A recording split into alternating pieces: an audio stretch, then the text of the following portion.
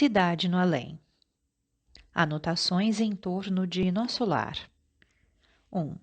O irmão Lúcio fez quanto pôde, a fim de trazer aos amigos domiciliados no planeta físico alguns aspectos de nosso lar, a colônia de trabalho e reeducação a que nos vinculamos na espiritualidade, especialmente o plano piloto que lhe diz respeito. Para isso encontrou a dedicação da médium Eigorina Cunha, na cidade de Sacramento, em Minas Gerais, no Brasil. 2.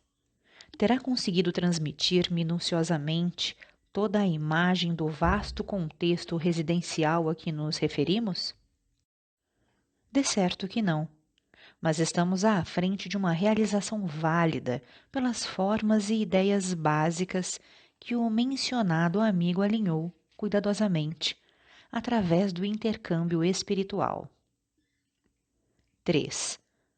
Justo lembrar aqui os mapas que Cristóvão Colombo desenhou, por influência de mentores e amigos espirituais, antes de desvelar a figura da América. Semelhantes esboços não continham a realidade total.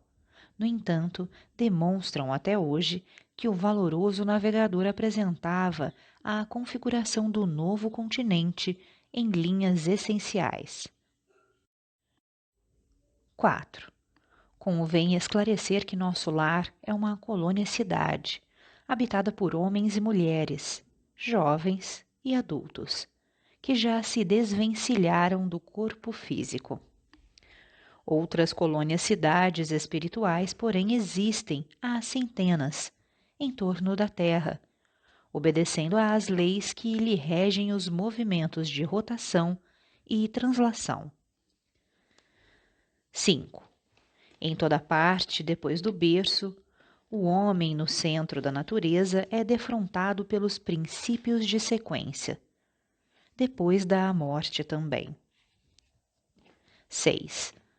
Atendendo aos ditames da reencarnação e da desencarnação, nascem na experiência física e liberam-se dela milhares de criaturas humanas, no estado mental em que se comprazem. 7. Quantos abordam o mundo material através do renascimento? Evidenciam-se na condição em que achavam, no plano espiritual, e, consequentemente, quantos regressam ao plano espiritual, procedentes do mundo.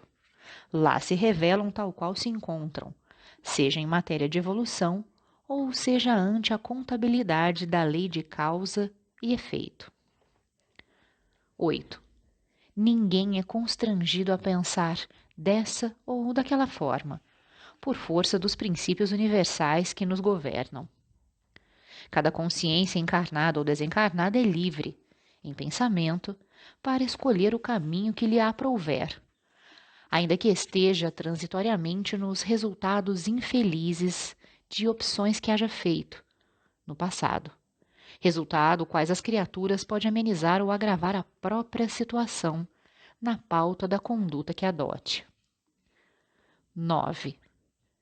Compreensível que os seres humanos transfiram para a vida espiritual, quando lhes ocorra a desencarnação, os ideais nobilitantes e as paixões deprimentes, os desgostos e as alegrias, a convicção e a descrença, os valores do entendimento e os desmandos da inteligência, o conhecimento deficitário e a ânsia de elevação de que se vejam possuídos.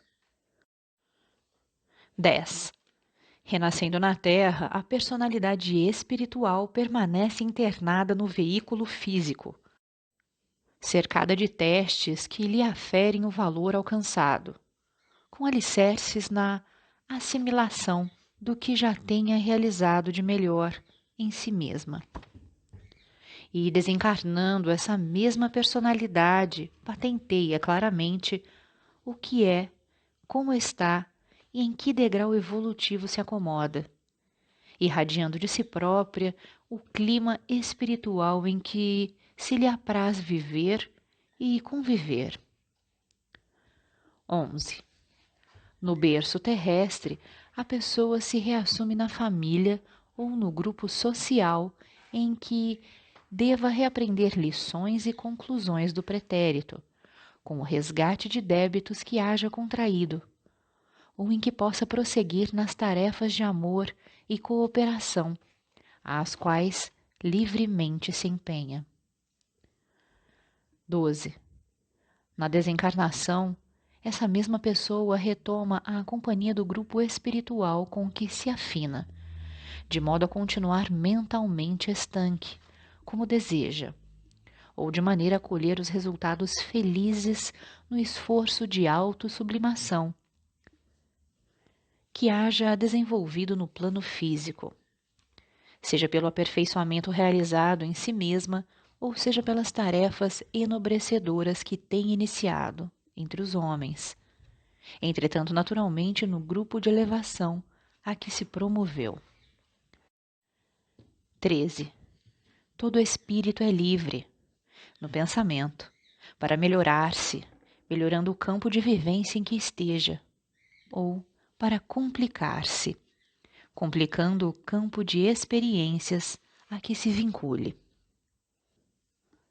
14.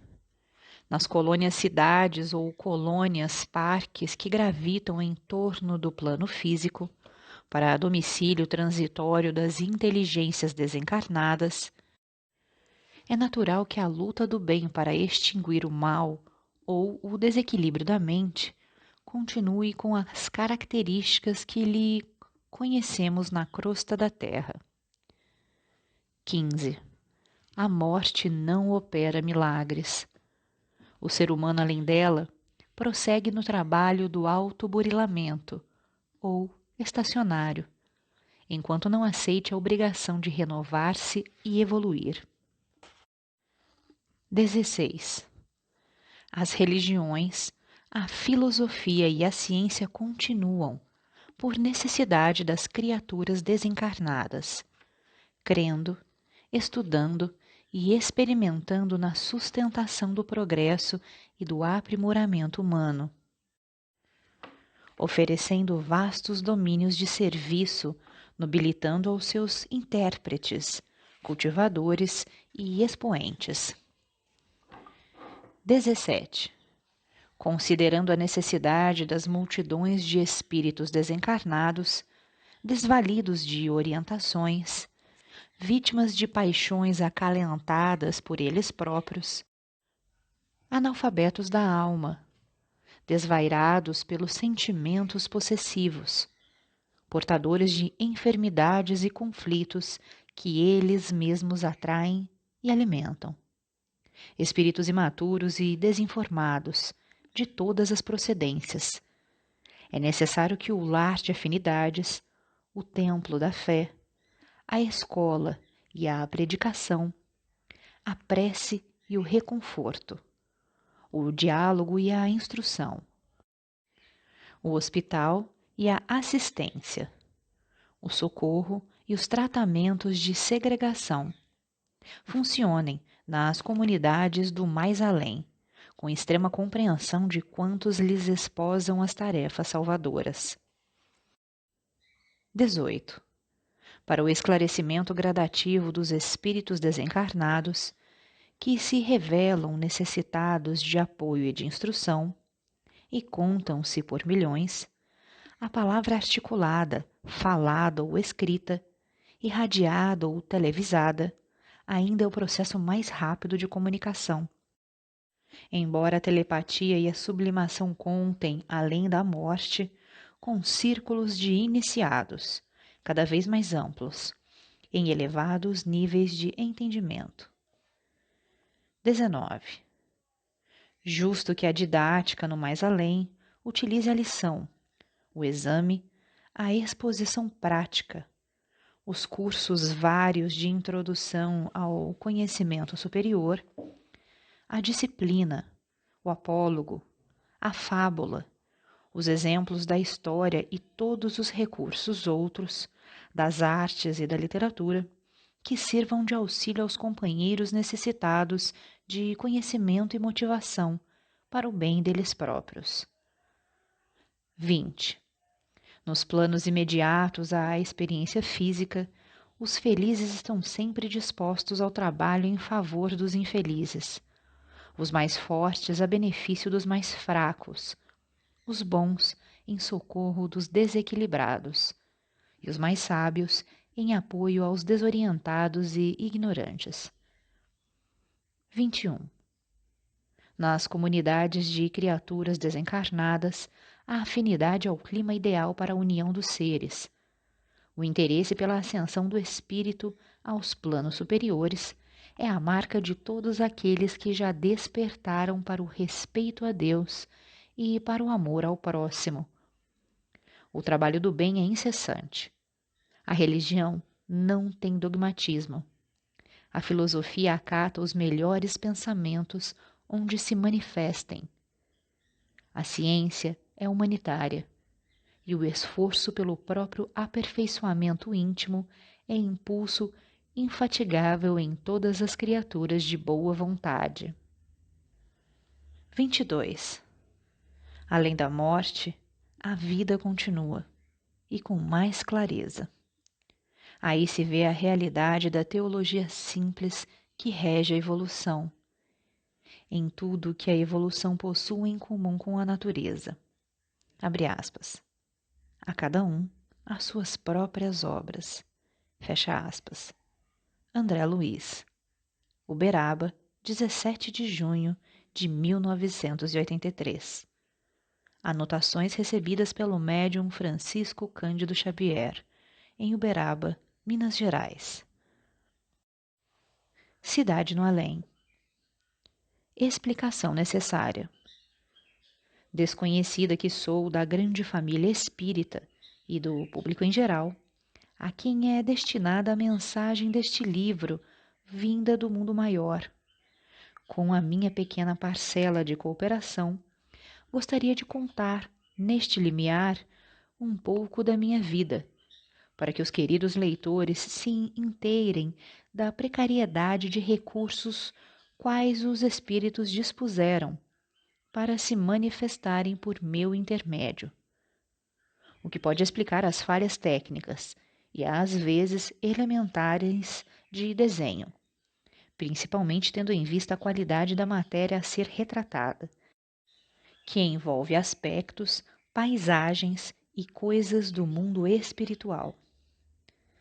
Nasci em 16 de abril de 1923, uma criança normal, e por algum tempo gozei como qualquer outra de grande robustez.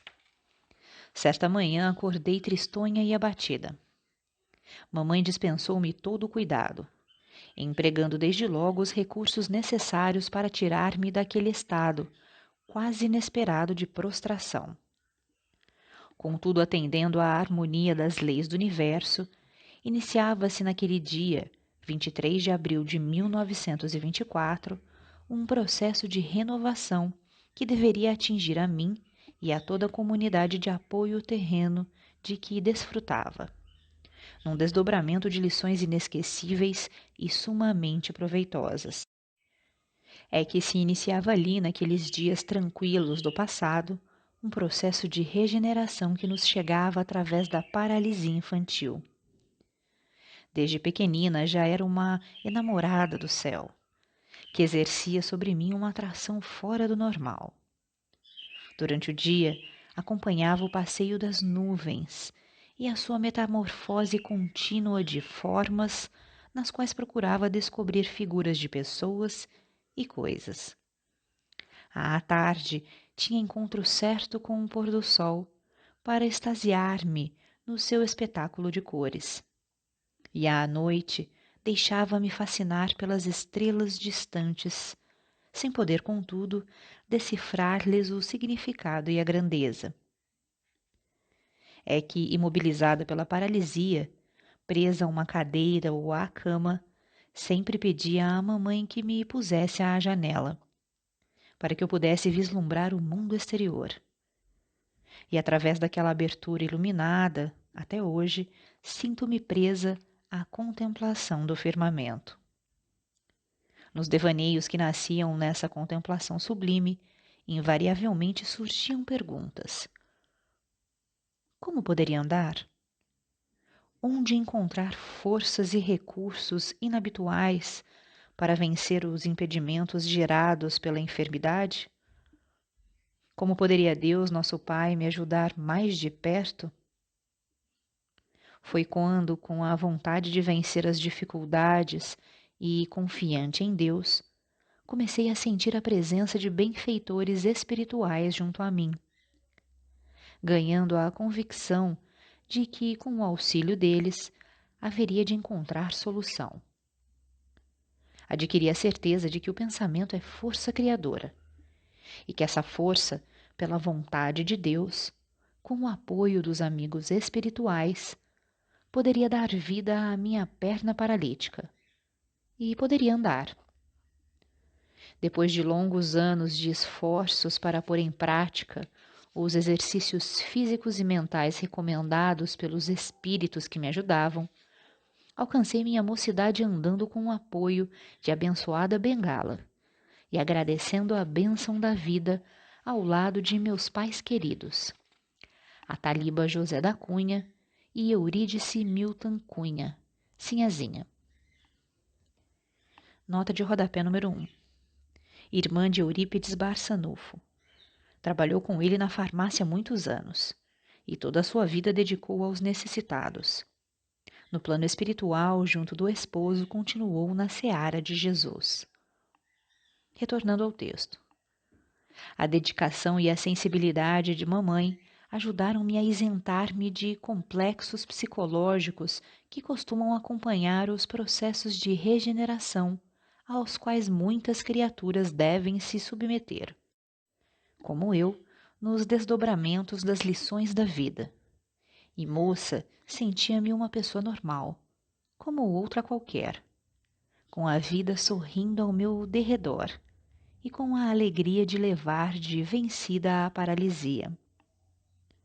Os anos de felicidade juvenil, no entanto, se desfazem a partir do dia 2 de novembro de 1961, quando mamãe, meu apoio maior, e a verdadeira bengala a sustentar-me na luta, regressa ao mundo maior, deixando aos meus cuidados, juntamente com uma irmã solteira, papai imobilizado na cama já há 6 anos em razão de um acidente.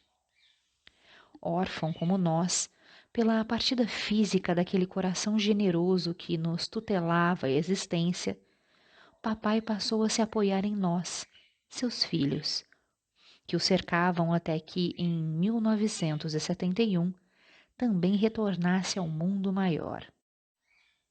Conto estes lances de minha vida sem qualquer ideia de valorização pessoal, mas para demonstrar aos queridos leitores que a doutrina espírita é manancial inesgotável de força criadora e vivificante, no qual poderemos banhar nossa alma para livrar-nos das feridas que costumam abrir-se nos corações desalentados ante os fatos naturais da vida. Foi em 1962, quase um ano após a partida de mamãe, em uma tarde amena, quando contemplava, melancólica, o pôr do sol, que senti mais nítida sua presença. E a partir daí comecei a penetrar os 2 planos da vida com mais frequência. Mas foi no dia 2 de março de 1979, quando vivi a mais fascinante experiência de minha vida. Vi-me saindo do corpo, conduzida por um espírito que não pude identificar, seguindo para uma cidade espiritual que depois soube tratar-se da cidade Nosso Lar, da qual André Luiz, no livro que leva o mesmo nome. Nota de rodapé número 2. Nosso Lar, Espírito de André Luiz, Francisco Cândido Xavier. Editora FEB, Rio de Janeiro. Retornando ao texto. Traça-lhe um perfil magnífico e esclarecedor.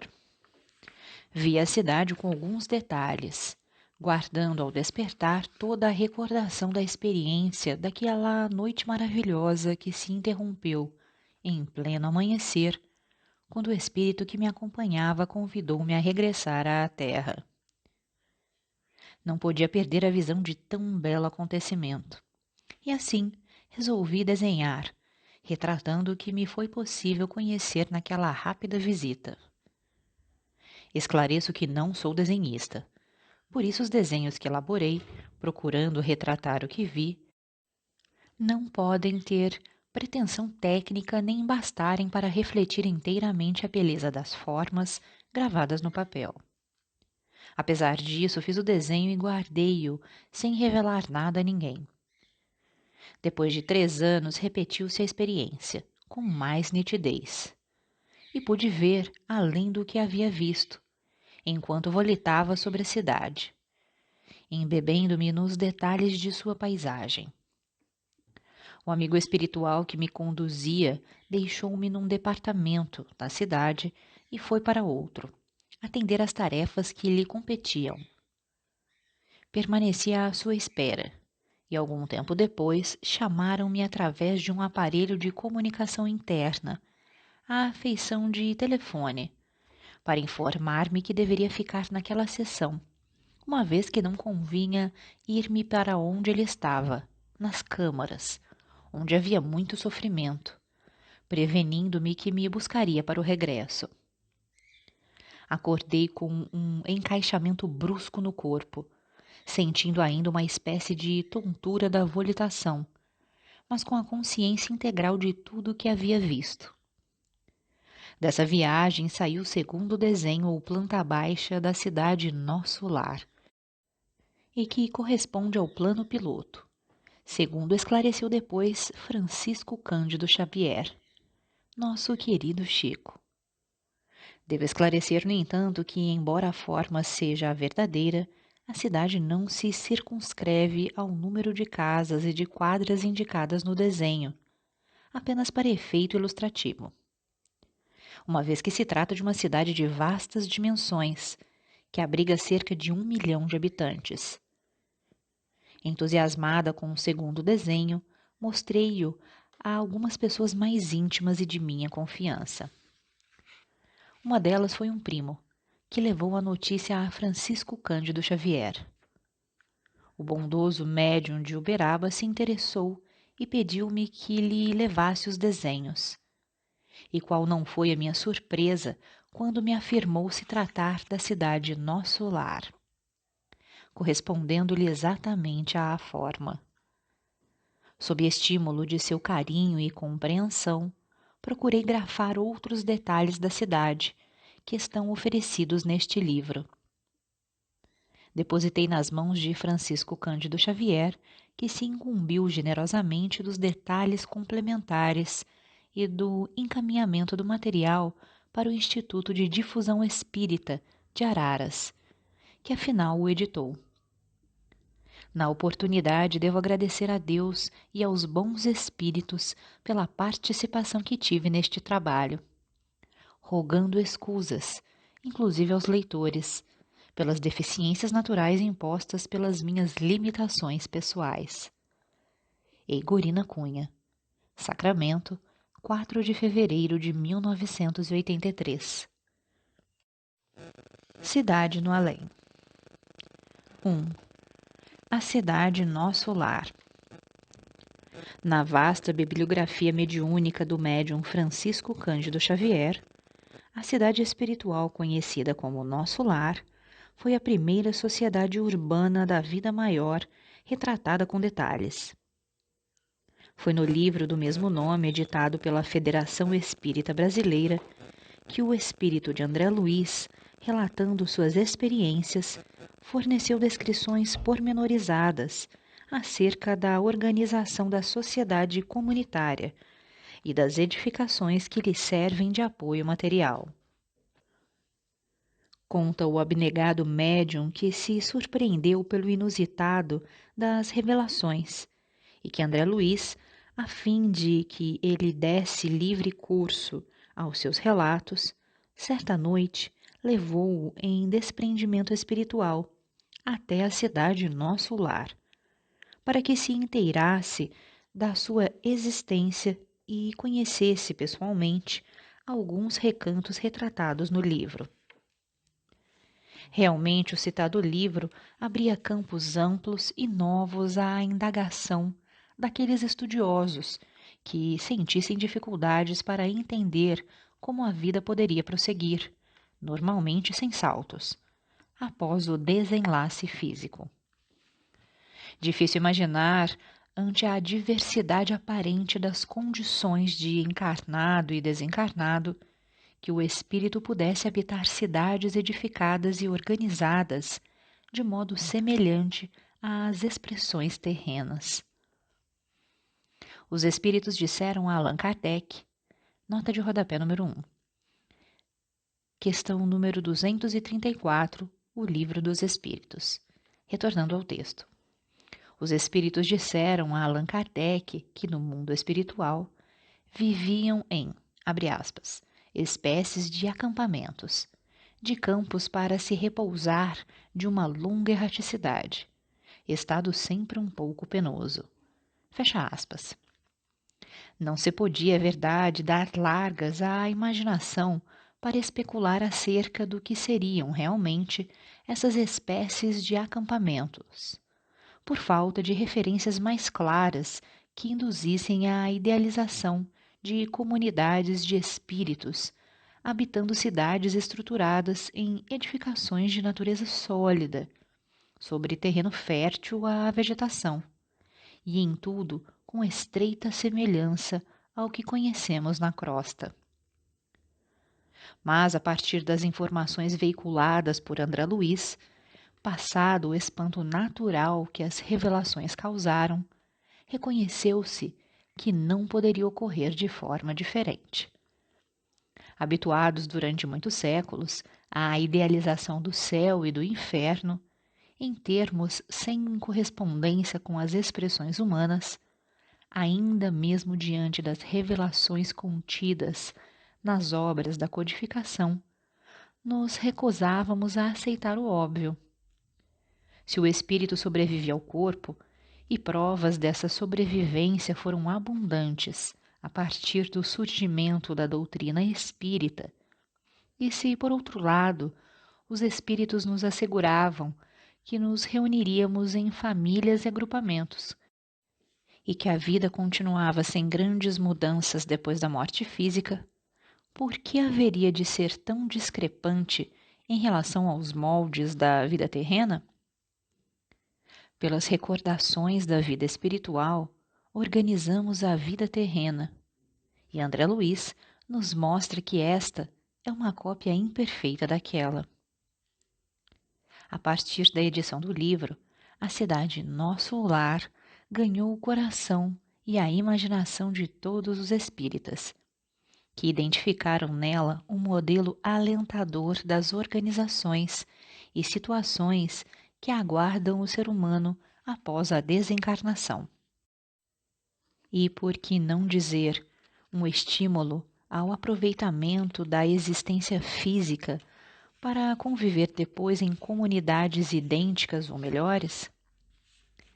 Se a revelação trazida por André Luiz esperou 86 anos após a edição de O Livro dos Espíritos, agora, quase 40 anos depois do surgimento do livro Nosso Lar, o alto nos permite mais algumas informações, ensejando-nos receber, através do trabalho mediúnico de nossa irmã Eigorina Cunha, de Sacramento, o plano piloto da cidade espiritual, que é o objetivo deste livro.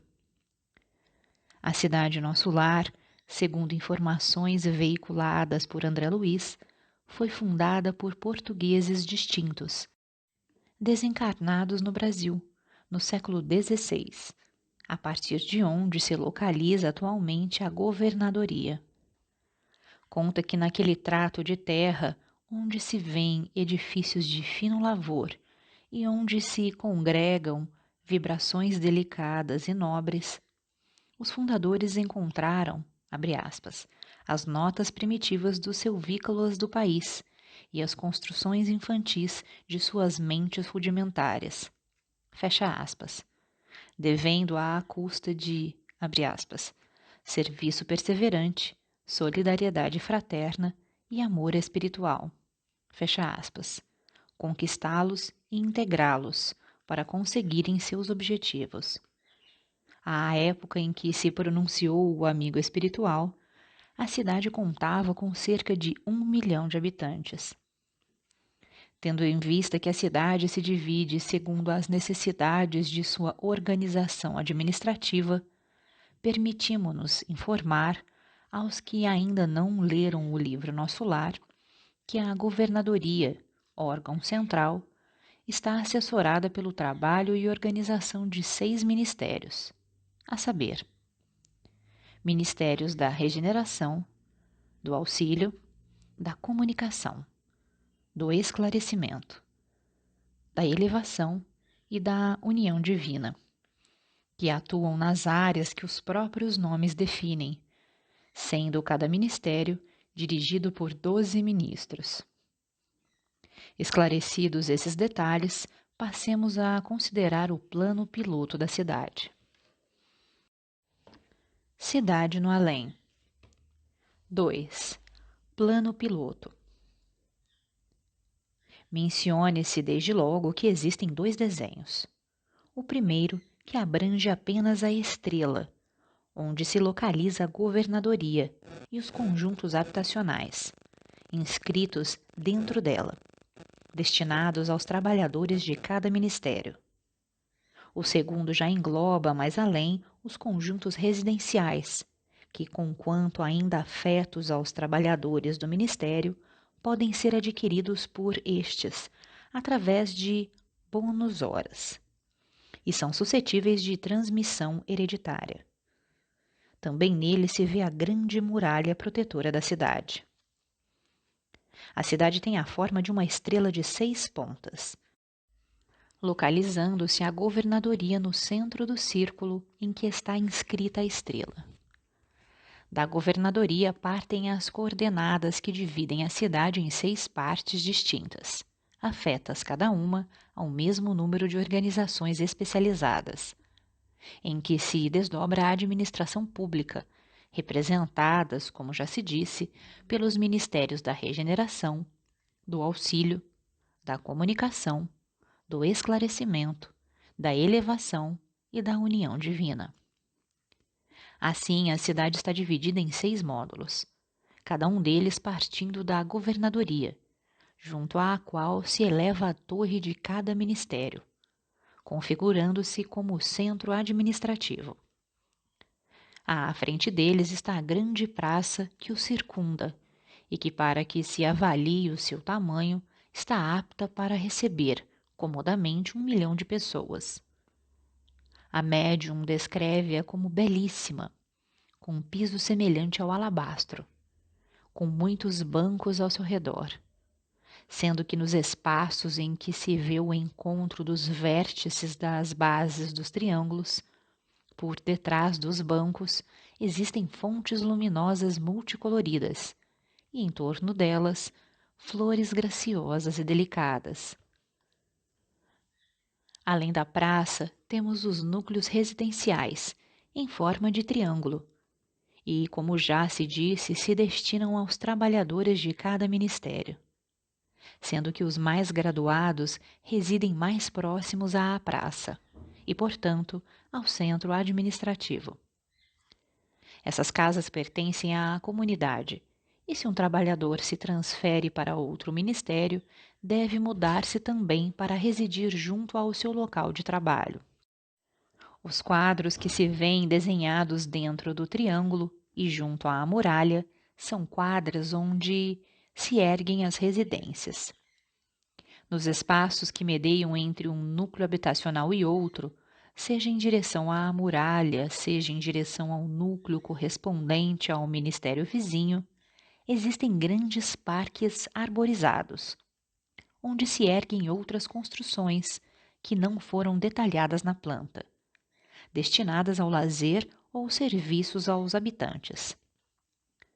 Vê-se, por exemplo, no Parque do Ministério da Regeneração, a locação do seu parque hospitalar.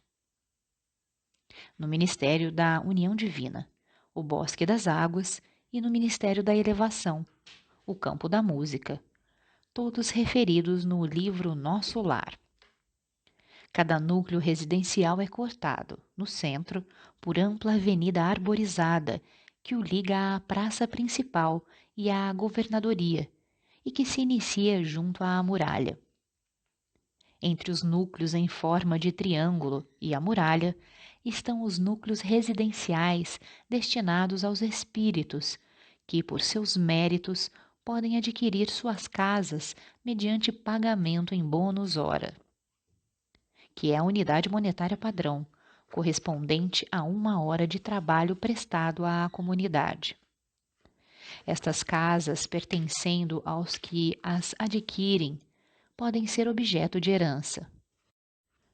Na planta aparecem umas poucas quadras, mas na verdade são muitas quadras, a perderem-se de vista, e que se alongam até a muralha.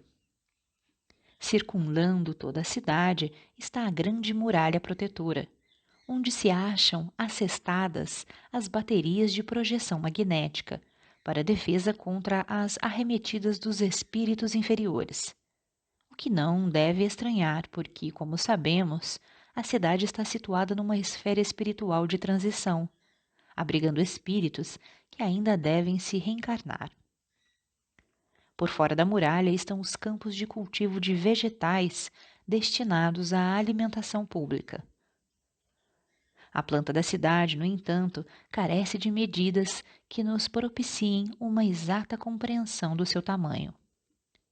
Mas poderemos imaginar sua magnitude pelas referências que André Luiz nos faz. É uma cidade amplamente disposta para 1 milhão de habitantes. O aeróbus correndo numa velocidade que não permite fixar os detalhes da paisagem. E com paradas de 3 em 3 quilômetros, demora 40 minutos para ir da Praça da Governadoria até o Bosque das Águas, que está localizado na planta. Em síntese, é o que nos mostra o plano piloto da cidade, configurado na planta que nos veio ao conhecimento por intermediação de nossa irmã Egorina Cunha. Cidade no além. 3. Detalhes da cidade extraídos das obras de André Luiz.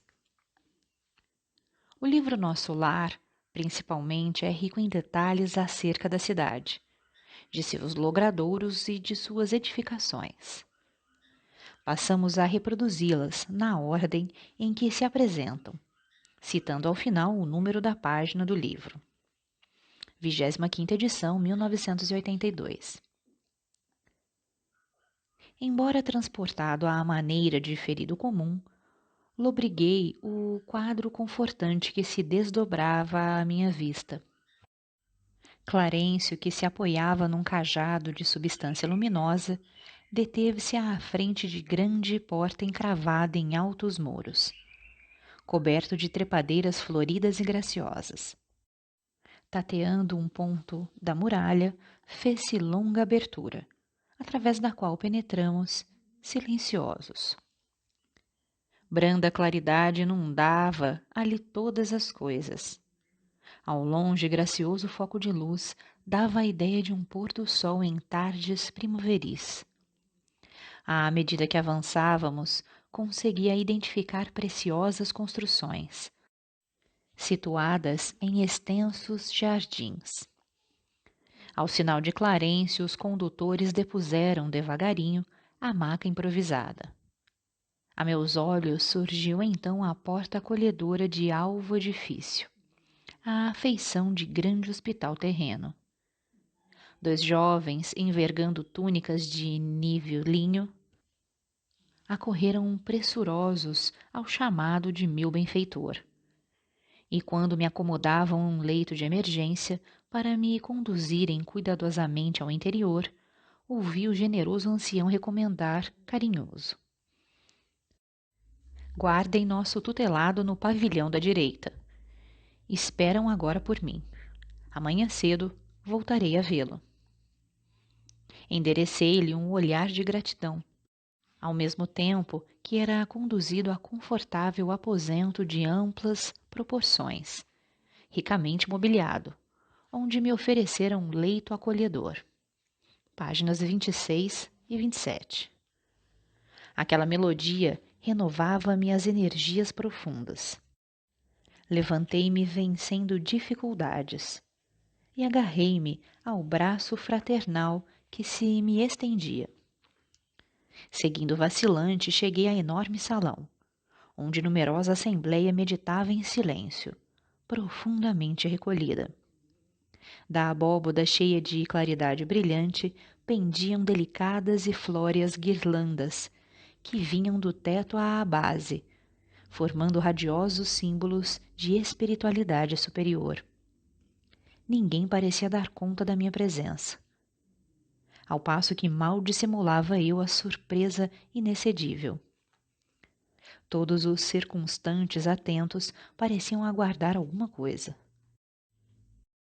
Contendo a custo numerosas indagações que me esfervilhavam na mente, notei que ao fundo, em tela gigantesca, desenhava-se prodigioso quadro de luz quase férica. Obedecendo a processos adiantados de televisão, surgiu o cenário de templo maravilhoso. Sentado em lugar de destaque, um ancião coroado de luz fixava o alto, em atitude de prece, envergando alva túnica de irradiações resplandecentes. Em plano inferior, 72 figuras pareciam acompanhá-lo em respeitoso silêncio. Altamente surpreendido, reparei Clarencio participando da assembleia, entre os que cercavam o velhinho refulgente.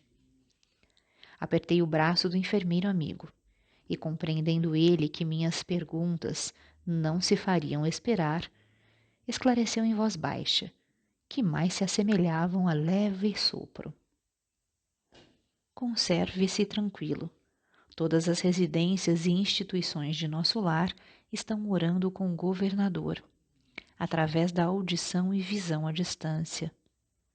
Louvemos o coração invisível do céu. Páginas 28 e 29. Deleitava-me agora contemplando os horizontes vastos, debruçado às janelas espaçosas. Impressionavam-se, sobretudo, os aspectos da natureza. Quase tudo melhorada cópia da terra.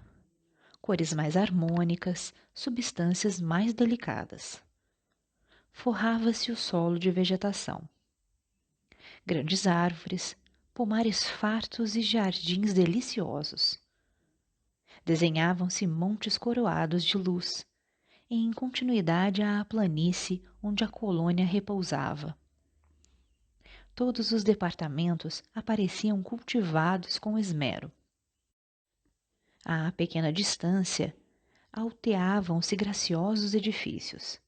Alinhavam-se a espaços regulares, exibindo formas diversas. Nenhum sem flores à entrada, destacando-se algumas casinhas encantadoras cercadas por muros de era, onde rosas diferentes desabrochavam aqui e ali, adornando o verde de cambiantes variados. Aves de plumagens policromas cruzavam os ares e, de quando em quando, pousavam agrupadas nas torres muito alvas, a se erguerem retilíneas, lembrando lírios gigantescos, rumo ao céu. Das janelas largas observava curioso o movimento do parque. Extremamente surpreendido, identificava animais domésticos entre as árvores frondosas enfileiradas ao fundo. Páginas 45 e 46. Decorridas algumas semanas de tratamento ativo, saí pela primeira vez em companhia de Lísias. Impressionou-me o espetáculo das ruas. Vastas avenidas enfeitadas de árvores frondosas. Ar puro, atmosfera de profunda tranquilidade espiritual. Não havia, porém, qualquer sinal de inércia ou de ociosidade, porque as vias públicas estavam repletas. Entidades numerosas iam e vinham. Algumas pareciam situar a mente em lugares distantes, mas outras me dirigiam olhares acolhedores. Incumbia-se o companheiro de orientar-me em face das surpresas que surgiam ininterruptas. Percebendo minhas íntimas conjecturas, esclareceu solícito. Estamos no local do Ministério do Auxílio. Tudo o que vemos, edifícios, casas residenciais, representa instituições e abrigos adequados à tarefa de nossa jurisdição. Orientadores, operários e outros serviçais da missão residem aqui. Nesta zona, atende-se a doentes. Ouvem-se rogativas, selecionam-se preces. Preparam-se reencarnações terrenas. Organizam-se turmas de socorro aos habitantes do umbral ou aos que choram na terra. Estudam-se soluções para todos os processos que se prendem ao sofrimento. Páginas 50 e 51. A essa altura, atingíramos uma praça de maravilhosos contornos, ostentando extensos jardins. No centro da praça erguia-se um palácio de magnificente beleza, encabeçado de torres soberanas que se perdiam no céu. Temos nesta praça o ponto de convergência dos 6 ministérios a que me referi. Todos começam da governadoria, estendendo-se em forma triangular. E respeitoso comentou: ali vive o nosso abnegado orientador. Nos trabalhos administrativos, utiliza ele a colaboração de 3.000 funcionários. Entretanto, é ele o trabalhador mais infatigável e mais fiel que todos nós reunidos. Calara-se Lísias, evidenciando comovida reverência, enquanto eu a seu lado contemplava, respeitoso e embevecido, as torres maravilhosas que pareciam cingir o firmamento. Páginas 52 e 53. Enlevado na visão dos jardins prodigiosos, pedi ao dedicado enfermeiro para descansar alguns minutos num banco próximo. Lísias anuiu de bom grado. Agradável sensação de paz me felicitava o espírito. Caprichosos repuxos de água colorida zigue-zagueavam no ar, formando figuras encantadoras. Página 54. Dado meu interesse crescente pelos processos de alimentação, Lísias convidou.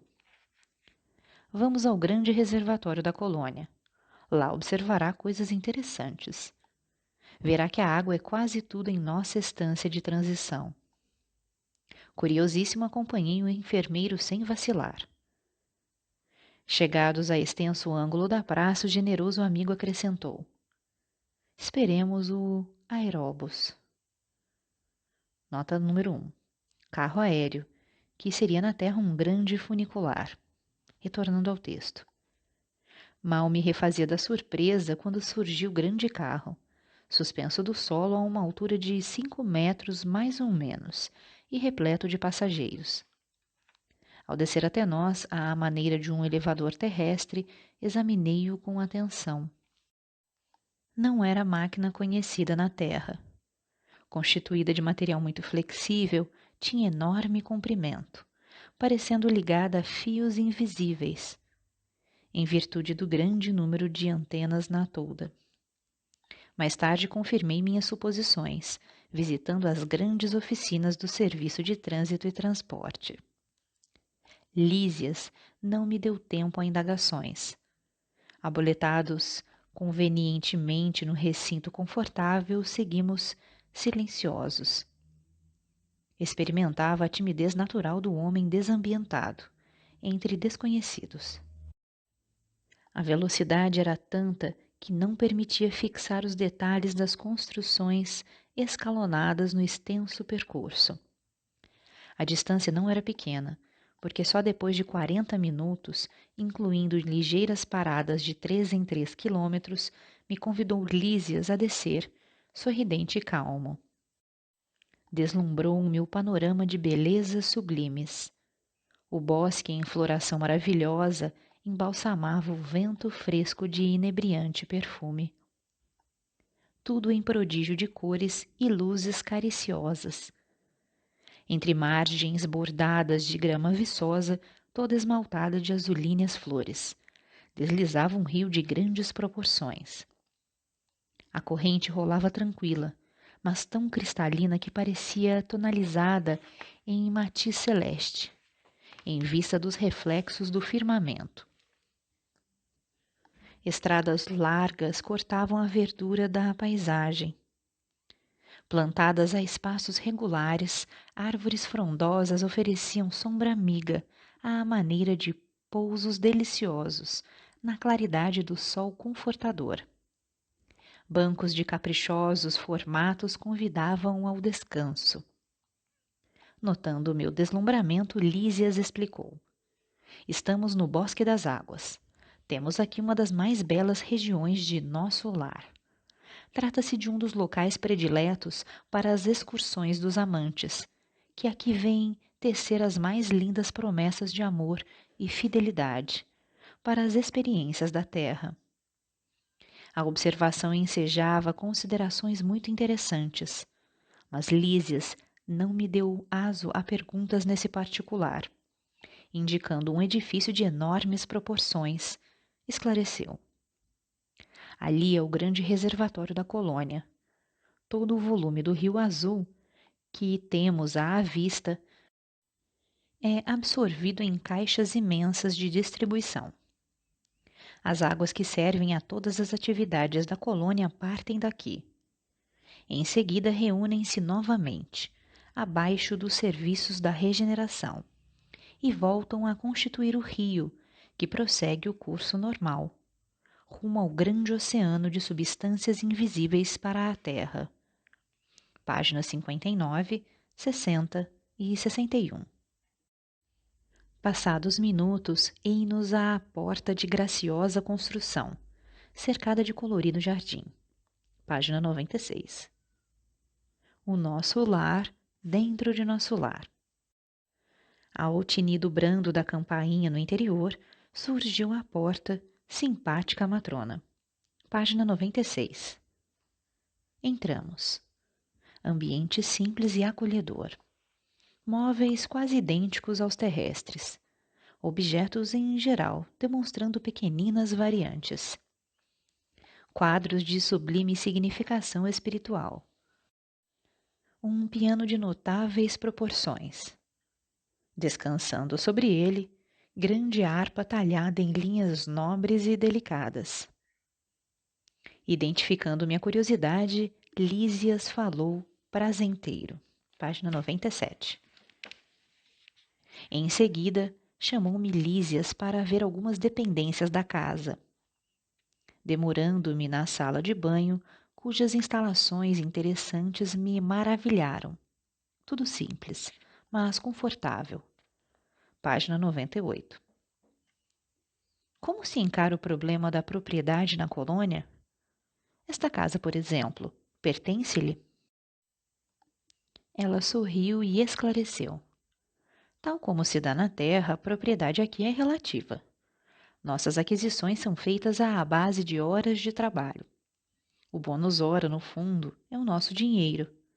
Quaisquer utilidades são adquiridas com esses cupons, obtidos por nós mesmos, à custa de esforço e dedicação. As construções em geral representam patrimônio comum, sob controle da governadoria. Cada família espiritual, porém, pode conquistar um lar, nunca mais que um. Apresentando 30.000 bônus hora, o que se pode conseguir com algum tempo de serviço. Nossa morada foi conquistada pelo trabalho perseverante de meu esposo, que veio para a esfera espiritual muito antes de mim. 18 anos estivemos separados pelos laços físicos, mas sempre unidos pelos elos espirituais. Ricardo, porém, não descansou. Recolhido ao nosso lar, depois de certo período de extremas perturbações, compreendeu imediatamente a necessidade do esforço ativo, preparando-nos um ninho para o futuro. Quando cheguei, estreamos a habitação que ele organizara com esmero, acentuando-se nossa aventura. Páginas 115 e 116. E o problema da herança? Inquire de repente. Não temos aqui demasiadas complicações, respondeu a senhora Laura, sorrindo.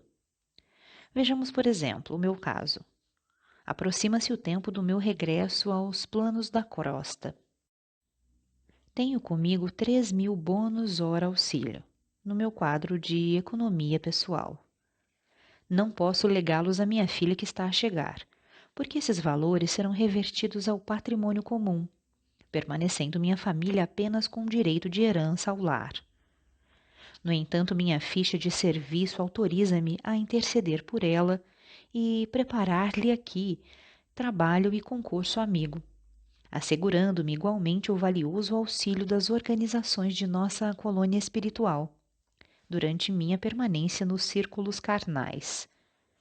Nesse cômputo, deixo de referir-me ao lucro maravilhoso que adquiri no capítulo da experiência, nos anos de cooperação no Ministério do Auxílio. Volto à Terra, investida de valores mais altos e demonstrando qualidades mais nobres de preparação ao êxito desejado. E enquanto os jovens se despediam, convidava-me solícito. Venha ao jardim, pois ainda não viu o luar destes sítios. A dona da casa entrava em conversação com as filhas, enquanto, acompanhando Lísias, fui aos canteiros em flor. O espetáculo apresentava-se soberbo. Habituado à reclusão hospitalar, entre as grandes árvores, ainda não conhecia o quadro maravilhoso que a noite clara apresentava ali, nos vastos quarteirões do Ministério do Auxílio. Glicínias de prodigiosa beleza enfeitavam a paisagem. Lírios de neve, matizados de ligeiro azul ao fundo do cálice, pareciam taças, de caricioso aroma. Respirei a longos haustos, sentindo que ondas de energia nova me penetravam o ser. Ao longo, as torres da governadoria mostravam belos efeitos de luz. Deslumbrado, não consegui emitir impressões. Esforçando-me para exteriorizar a admiração que me invadia a alma, falei comovidamente. Páginas 126 e 127. Segui Tobias resolutamente. Atravessamos largos quarteirões, onde numerosos edifícios me pareceram colmeias de serviço intenso. Percebendo-se a silenciosa indagação, o novo amigo esclareceu. Temos aqui as grandes fábricas de nosso lar. A preparação de sucos, de tecidos e artefatos em geral. Dá trabalho a mais de 100.000 criaturas, que se regeneram e se iluminam ao mesmo tempo. Daí a momentos penetramos num edifício de aspecto nobre. Servidores numerosos iam e vinham. Depois de extensos corredores, deparou-se-nos vastíssima escadaria, comunicando com os pavimentos inferiores. Desçamos, disse Tobias com tom grave. E notando minha estranheza, explicou solícito. As câmaras de retificação estão localizadas nas vizinhanças do umbral. Os necessitados que aí se reúnem não toleram as luzes, nem a atmosfera de cima, nos primeiros tempos de moradia em nosso lar. Página 145. Nunca poderia imaginar o quadro que se desenhava agora aos meus olhos. Não era bem o hospital de sangue, nem o Instituto de Tratamento Normal de Saúde Orgânica. Era uma série de câmaras vastas, ligadas entre si e repletas de verdadeiros despojos humanos. Página 146. Logo após as 21 horas, chegou alguém dos fundos do enorme parque. Era um homenzinho de semblante singular, evidenciando a condição de trabalhador humilde. Narcisa recebeu-o com gentileza, perguntando: Que há, Justino? Qual é a sua mensagem? O operário que integrava o corpo de sentinelas das câmaras de retificação respondeu aflito. Venho participar que uma infeliz mulher está pedindo socorro, no grande portão que dá para os campos de cultura. Creio tenha passado despercebida aos vigilantes das primeiras linhas. Curioso, segui a enfermeira através do campo enluarado. A distância não era pequena. Lado a lado via-se o arvoredo tranquilo do parque muito extenso, agitado pelo vento caricioso. Havíamos percorrido mais de 1 quilômetro, quando atingimos a grande cancela a que se referira o trabalhador.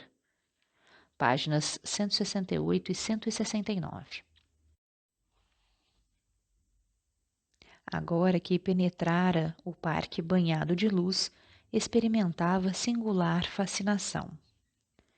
Aquelas árvores acolhedoras, aquelas virentes sementeiras reclamavam-me a todo momento. De maneira indireta provocava explicações de Narcisa, enunciando perguntas veladas. No grande parque, dizia ela, não há somente caminhos para umbral ou apenas cultura de vegetação destinada aos sucos alimentícios. A ministra veneranda criou planos excelentes para os nossos processos educativos. E, observando minha curiosidade sadia, continuou esclarecendo. Trata-se dos salões verdes, entre aspas, para serviço de educação. Entre as grandes fileiras das árvores há recintos de maravilhosos contornos para as conferências dos ministros da regeneração. Outros para ministros visitantes e estudiosos em geral, reservando-se, porém, um de assinalada beleza para as conversações do governador, quando ele se digna de vir até nós. Periodicamente as árvores eretas se cobrem de flores, dando ideia de pequenas torres coloridas, cheias de encantos naturais. Temos assim no firmamento o teto acolhedor, com as bênçãos do sol ou das estrelas distantes. Devem ser prodigiosos esses palácios da natureza, acrescentei. Sem dúvida, prosseguiu a enfermeira entusiasticamente. O projeto da ministra despertou, segundo me informaram, aplausos francos em toda a colônia. Soube que tal se dera havia precisamente 40 anos. Iniciou-se então a campanha do Salão Natural. Todos os ministérios pediram cooperação, inclusive o da União Divina, que solicitou o concurso de veneranda na organização de recintos dessa ordem, no Bosque das Águas. Surgiram deliciosos recantos em toda a parte. Os mais interessantes, todavia, a meu ver, são os que se instituíram nas escolas. Variam nas formas e dimensões. Nos parques de educação do esclarecimento, instalou a ministra um verdadeiro castelo de vegetação, em forma de estrela, dentro do qual se abrigam 5 numerosas classes de aprendizados e 5 instrutores diferentes.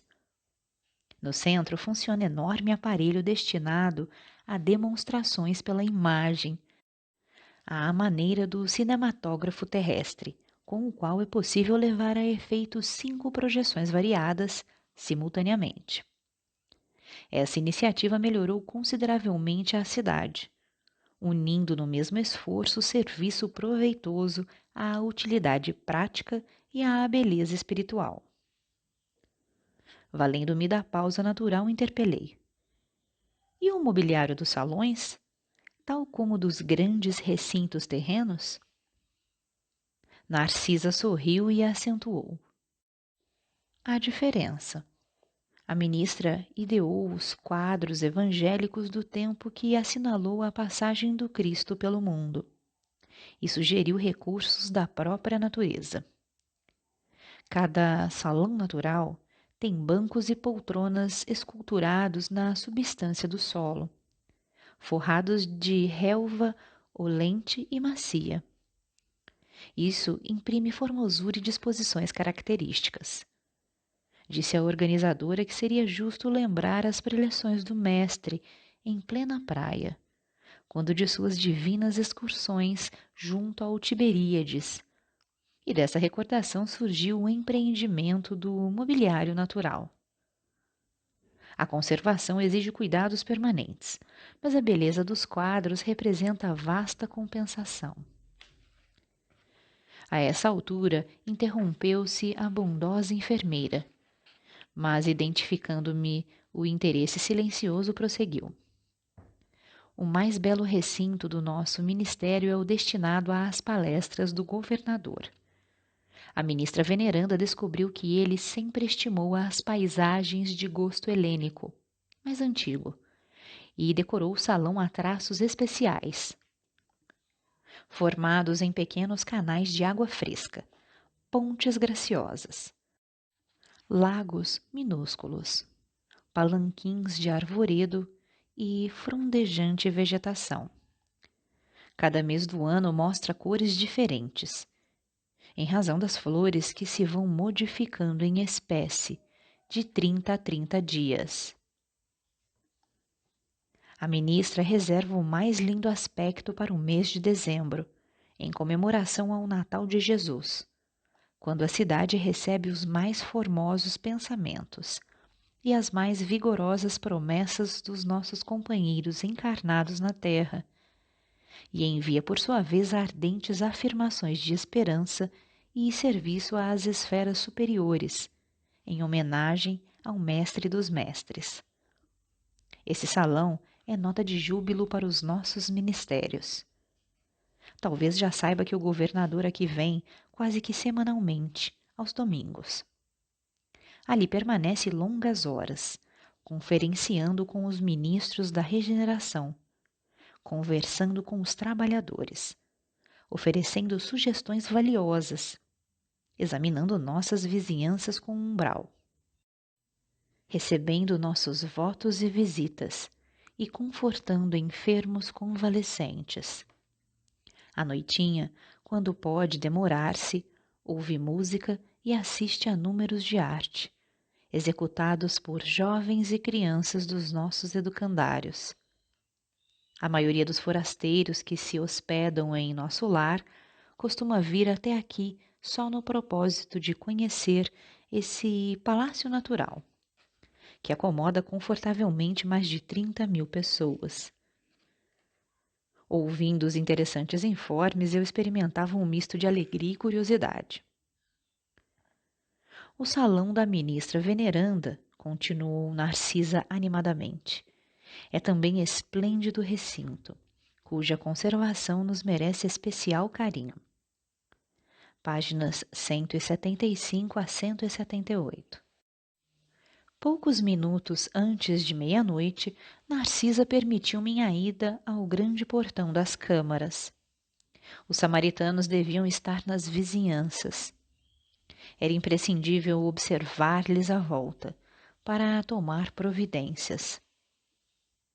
Com que emoção tornei ao caminho cercado de árvores frondosas e acolhedoras. Aqui, troncos que recordavam o carvalho vetusto da terra. Além, folhas caprichosas lembrando a acácia e o pinheiro. Aquele ar embalsamado figurava-se-me uma bênção. Nas câmaras, apesar das janelas amplas, não experimentara tamanha impressão de bem-estar.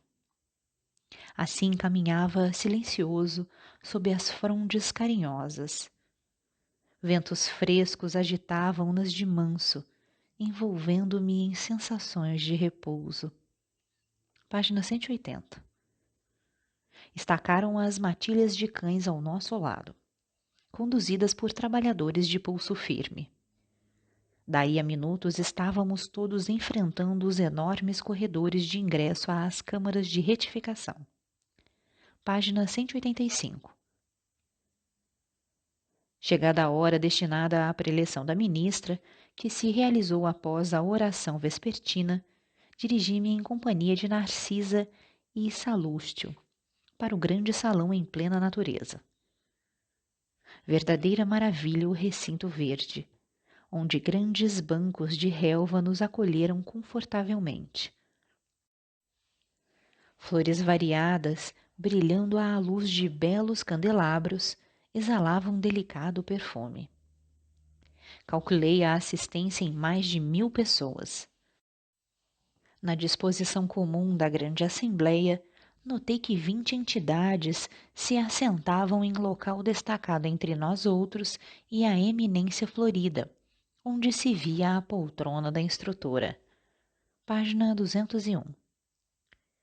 Nosso lar, portanto, como cidade espiritual de transição, é uma bênção a nós, concedida por acréscimo de misericórdia, para que alguns poucos se preparem à ascensão e para que a maioria volte à terra em serviços redentores. Compreendamos a grandiosidade das leis do pensamento e submetamo-nos a elas, desde hoje. Página 205. Reunidos na formosa biblioteca de Tobias, examinamos volumes maravilhosos na encadernação e no conteúdo espiritual. A senhora Hilda convidou-me a visitar o jardim, para que pudesse observar de perto alguns caramanchões de caprichosos formatos. Cada casa em nosso lar parecia especializar-se na cultura de determinadas flores. Em casa de Lísias, as glicínias e os lírios contavam-se por centenas. Na residência de Tobias, as hortênsias inumeráveis desabrochavam nos verdes lençóis de violetas. Belos caramanchões de árvores delicadas, recordando o bambu ainda novo, apresentavam no alto uma trepadeira interessante, cuja especialidade é unir frondes diversas, à guisa de enormes laços floridos, na verde cabeleira das árvores, formando o gracioso teto. Páginas 205 e 206. Regressando ao interior das câmaras, tive a atenção atraída para enormes rumores provenientes das zonas mais altas da colônia, onde se localizavam as vias públicas.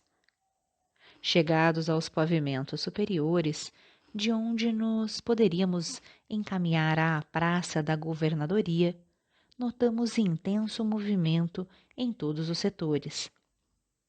Identificando-me o espanto natural, o companheiro explicou. Página 227. Decorridos longos minutos em que observávamos a multidão espiritual, atingimos o Ministério da Comunicação, detendo-nos antes os enormes edifícios consagrados ao trabalho informativo. Milhares de entidades acotovelavam-se aflitamente. Todos queriam informações e esclarecimentos. Impossível, porém, um acordo geral. Extremamente surpreendido com o vozerio enorme, vi que alguém subira a uma escada de grande altura, reclamando a atenção popular. Era um velho de aspecto imponente, anunciando que dentro de 10 minutos far-se-ia ouvir um apelo do governador. É um ministro Esperidião, informou Tobias, atendendo-me à curiosidade. Páginas 229 e 230. Em meio da geral alegria, ganhamos a via pública. As jovens faziam-se acompanhar de Polidoro e Estácio, com quem palestravam animadamente. Lísias, a meu lado, logo que deixamos o aeróbus, numa das praças do Ministério da Elevação, disse carinhoso. Finalmente vai você conhecer minha noiva, a quem tenho falado muitas vezes a seu respeito. Havíamos alcançado as cercanias do campo da música. Luzes de indescritível beleza banhavam o extenso parque, onde se ostentavam encantamentos de verdadeiro conto de fadas. Fontes luminosas traçavam quadros surpreendentes. um espetáculo absolutamente novo para mim. Ri-me desconcertado e nada pude replicar. Nesse momento atingimos a faixa de entrada, onde Lísias pagou gentilmente o ingresso. Notei ali mesmo grande grupo de passeantes, em torno de gracioso coreto, onde um corpo orquestral de reduzidas figuras executava música ligeira. Caminhos marginados de flores desenhavam-se à nossa frente, dando acesso ao interior do parque, em várias direções. Observando minha admiração pelas canções que se ouviam, o companheiro explicou. Nas extremidades do campo temos certas manifestações que atendem ao gosto pessoal de cada grupo, dos que ainda não podem entender a arte sublime. Mas no centro temos a música universal e divina, a arte santificada por excelência. Com efeito, depois de atravessarmos alamedas risonhas, onde cada flor parecia possuir seu reinado particular, comecei a ouvir maravilhosa harmonia dominando o céu. Na terra há pequenos grupos para o culto da música fina e multidões para a música regional. Ali, contudo, verificava-se o contrário. O centro do campo estava completo. Eu havia presenciado numerosas agregações de gente na colônia. Extasiara-me ante a reunião que o nosso ministério consagrara ao governador. Mas o que vi agora excedia tudo que me deslumbrara até então. A nata de nosso lar apresentava-se em magnífica forma. Não era luxo, nem excesso de qualquer natureza, o que proporcionava tanto brilho ao quadro maravilhoso. Era a expressão natural de tudo, a simplicidade confundida com a beleza, a arte pura e a vida sem artifícios. O elemento feminino aparecia na paisagem, revelando extremo apuro de gosto individual, sem desperdício de adornos e sem trair a simplicidade divina. Grandes árvores, diferentes das que se conhecem na terra, guarnecem belos recintos, iluminados e acolhedores. Não somente os pares afetuosos demoravam nas estradas floridas. Páginas 248 a 251. Há referências ainda quanto às edificações de nosso lar, em outros livros de André Luiz, que passamos a transcrever. Na véspera da partida, o assistente Jerônimo conduziu-nos ao Santuário da Bênção, situado na zona dedicada aos serviços do auxílio, onde, segundo nos esclareceu, receberíamos a palavra de mentores iluminados, habitantes de regiões mais puras e mais felizes que a nossa. O orientador não desejava partir sem uma oração no santuário, o que fazia habitualmente, antes de entregar-se aos trabalhos de assistência, sob sua direta responsabilidade. À tardinha, pois, em virtude do programa delineado, encontrávamos todos em grandíssimo salão, singularmente disposto, onde grandes aparelhos elétricos se destacavam, ao fundo, atraindo-nos a atenção. Obreiros da Vida Eterna, 12ª edição, FEB, página 25. No dia seguinte, após ouvir longas ponderações de Narcisa, demandei o centro de mensageiros, no Ministério da Comunicação. Acompanhava-me o prestimoso Tobias, não obstante os imensos trabalhos que lhe ocupavam o círculo pessoal. Deslumbrado, atingi a série de majestosos edifícios de que se compõe a sede da instituição. Julguei encontrar universidades reunidas, tal a enorme extensão deles. Pátios amplos, povoados de arvoredos e jardins, convidavam a sublimes meditações. Tobias arrancou-me do encantamento, exclamando: O centro é muito vasto. Atividades complexas são desempenhadas neste departamento de nossa colônia espiritual. Não creia esteja resumida a instituição nos edifícios sob nossos olhos. Temos nesta parte tão somente a administração central e alguns pavilhões destinados ao ensino e à preparação em geral. Os Mensageiros, 14ª edição, FEB, página 21. No Templo do Socorro, nota número 1. Instituição da cidade espiritual em que se encontra o autor. Nota do autor espiritual. Entre a Terra e o Céu, 8ª edição, FEB, página 9. Retornando ao texto. No Templo do Socorro, o ministro Clarencio comentava a sublimidade da prece, e nós o ouvíamos com a melhor atenção. Cidade no Além. 4.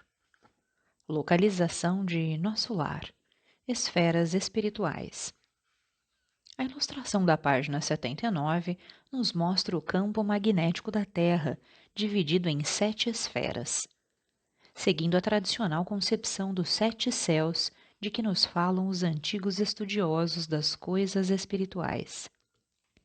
Na realidade, cada uma dessas divisões compreende outras, conforme asseguram os espíritos. A primeira esfera comporta o umbral grosso, entre aspas, mais materializado, de regras purgatoriais mais dolorosas e de cujas organizações comunitárias, conquanto estejam tão próximas, temos poucas notícias. A segunda esfera abriga um umbral mais ameno, onde os espíritos do bem localizam com mais amplitude sua assistência, e onde estão situadas as moradias, entre aspas. Cada desenho semi-retangular que está assinalado nessa região representa uma moradia. A terceira esfera, a rigor, ainda faz parte do umbral, pois sendo de transição, abriga espíritos necessitados de reencarnação. Nessa terceira esfera se localiza a cidade Nosso Lar, num ponto situado sobre a cidade do Rio de Janeiro, e com uma altura que não podemos definir, mas que se encontra na ionosfera. Sobre estas 3 esferas, os livros de André Luiz nos dão notícias, retratando edificações e organizações mantidas pelos espíritos do bem, tendo em vista o socorro e a assistência a espíritos mais atrasados, bem como nos dizem das condições em que vivem os espíritos sofredores fora do campo dessas organizações. Ao que se deduz das narrativas do citado mensageiro, as esferas espirituais se distinguem por vibrações distintas, que se apuram à medida que se afastam do núcleo. Sabemos que a Terra é um grande magneto, que se projeta no espaço, mantendo um campo magnético ativo e diferenciado, que comporta as esferas espirituais, de modo que, por exemplo, quando se contrabalançam os magnetismos da Terra e de Marte, tocam-se. Os 2 mundos se interpenetram pelas suas esferas extremas. Mas da crosta até esse limite, os continentes e os mares se projetam, e onde o espírito estiver situado pela sua identidade vibratória, seja onde for, nesse vasto espaço magnético, sob seus pés terá terra firme, e sobre sua cabeça céu aberto, já que seus sentidos não estarão aptos para perceberem as esferas que lhe estão acima. Nessa posição terá a mesma geografia planetária que nos corresponde e o mesmo horário nosso, pois estará sob o mesmo fuso horário. Lendo André Luiz, quando descreve a segunda e a terceira esferas, percebemos que em ambas acham firme, sólido, terra fértil, que se cobre de vegetação. Se assim é, fácil é perceber-se que, para seus habitantes, nós estamos vivendo no interior da Terra. Percebe-se também nos livros de André Luiz que os espíritos que estão acima podem transitar pelas esferas que lhe estão abaixo, Mas os espíritos que estão nas esferas inferiores não podem sozinhos passar para as esferas superiores. O trânsito entre as esferas se faz por maneiras diversas, por estradas de luz, entre aspas, referidas pelos espíritos como caminhos especiais, destinados a transporte mais importante, através dos chamados campos de saída, entre aspas, que são pontos nos quais as duas esferas próximas se tocam. Pelas águas, de se supor as que circundam os continentes.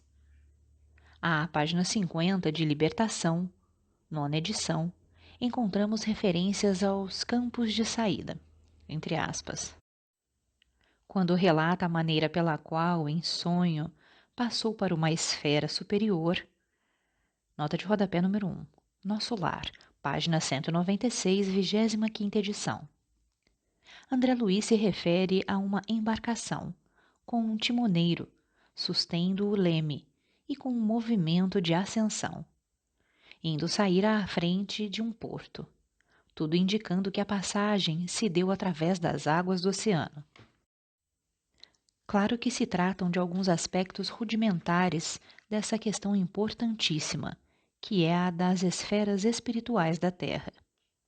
No futuro, por certo, os espíritos, sobre esta e outras questões importantes, farão mais luz, ensejando-nos compreender mais um pouco o mundo que se encontra acima de nossa fronteira vibratória.